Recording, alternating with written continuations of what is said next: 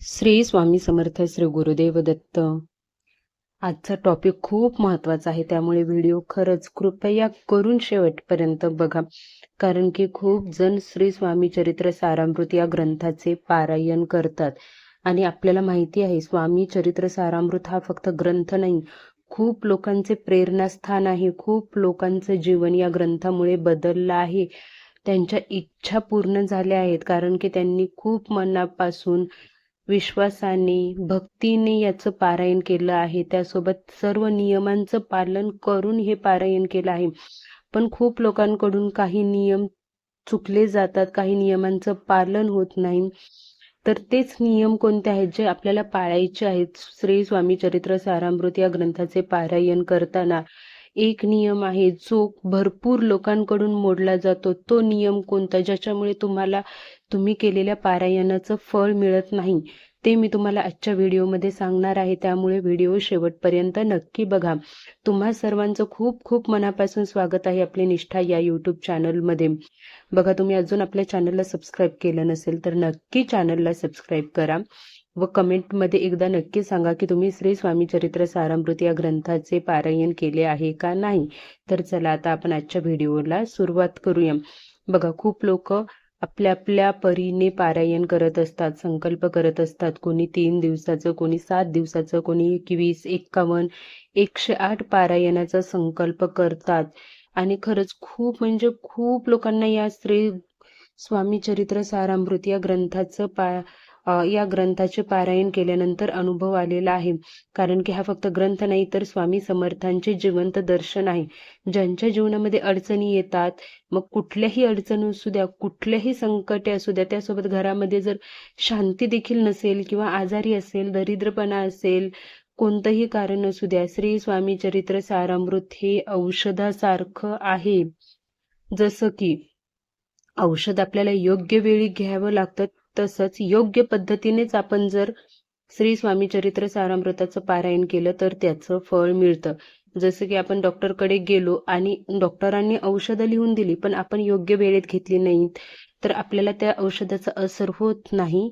तसं श्री स्वामी चरित्र सारामृत या ग्रंथाचं पठण जर तुम्ही योग्य पद्धतीने केलं नाही तर तुम्हाला त्याचं फळ मिळणार नाही आहे.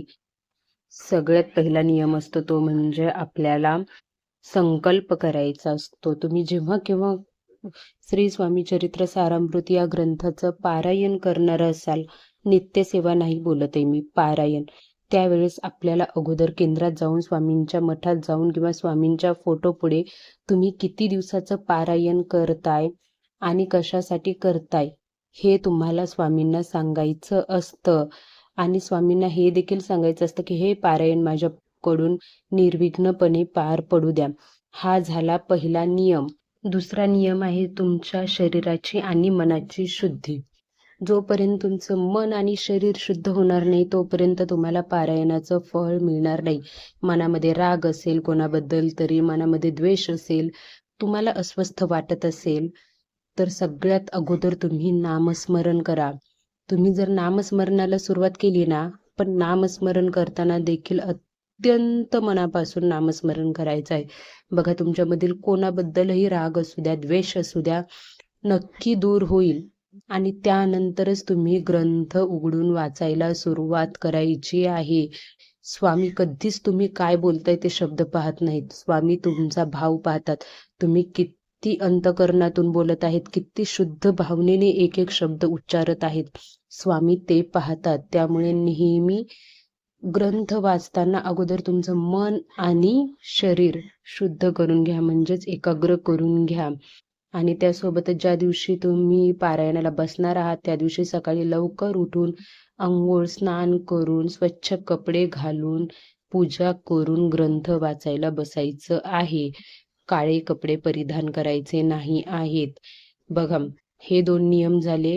हे 2 नियम खरंच खूप महत्त्वाचे आहेत. त्यासोबतच आपण मासिक पाळी असेल, विटाळ असेल, सुतक असेल, या काळात देखील आपण श्री स्वामी चरित्र सारामृत या ग्रंथाचे पारायण करू शकत नाहीत. श्री स्वामी चरित्र सारामृत हा ग्रंथ करत असताना, याचं पारायण करत असताना तुम्हाला मांसाहार टाळायचा आहे. व त्यासोबतच सगळ्यात महत्त्वाचा नियम कोणता आहे माहितीये का? सगळ्यात महत्त्वाचा, तुम्ही वाचताना तुम्ही कधी वाचताय किंवा मग थोडं वाचून उठताय, ठीक आहे. शक्यतो तुम्ही एकदा वाचायला बसले की पूर्ण करत जा. पण तुमच्या घरात छोटं मूल आहे, तर तुम्ही स्वामींना प्रार्थना करून स्वामींची माफी मागून उठू शकता. त्याचंही काही प्रॉब्लेम नाही आहे. पण तुम्हाला फळ कधी मिळणार नाही माहिती आहे का? तुमच्या श्री स्वामी चरित्र सारामृत या ग्रंथाचं पारायण केल्यावर, ज्या वेळेस तुम्ही लोकांबद्दल वाईट विचार करत असाल, लोकांची निंदा करत असाल, तर अशा वेळेस तुम्ही कितीही पारायणे करा, बघा तुम्हाला त्याचं फळ मिळणार नाही आहे. त्यामुळे कधीच कोणाबद्दल मनामध्ये द्वेष ठेवू नका. तुमच्याबद्दल मागे काय कोण बोलतं त्याच्याकडेही लक्ष देऊ नका. फक्त एवढेच म्हणा, माझे स्वामी आहेत, ते बघून घेतील. माझ्या मागे जे बोलतात त्याला शिक्षा द्यायची की नाही ते स्वामी बघून घेतील. पण मी कोणाला वाईट बोलणार नाही. माझ्या मागे फक्त मला स्वामींचा आशीर्वाद हवा आहे. हा नियम तुम्ही बनवून घ्या. आणि खरंच तुम्ही जर कोणाबद्दलही अपशब्द काढले नाहीत ना, आणि अगदी विश्वासाने आणि श्रद्धेने श्री स्वामी चरित्र सारामृत या ग्रंथाचं पारायण केलं ना, तर नक्की तुम्हाला त्याचं फळ मिळेल. बघा, व्हिडिओच्या शेवटी एवढेच सांगेल, श्री स्वामी चरित्र सारामृतचे पारायण करताना नियम खरंच खूप महत्त्वाचे आहेत. पण त्यापेक्षाही महत्त्वाचं आहे ते म्हणजे तुमचा भाव. तुम्ही किती भावनेने आणि श्रद्धेने करता. त्यामुळे नक्की तुम्ही एकदा विश्वासाने आणि कोणाचीही निंदा न करता हे पारायण करून बघा. तुम्हाला स्वतःला त्याचा अनुभव येईल. आत्तापर्यंत जरी अनुभव आला नसेल ना, तरी आत्ता एकदा परत पारायण करून बघा, तुमची इच्छा नक्कीच पूर्ण होईल. श्री स्वामी समर्थ. श्री गुरुदेव दत्त.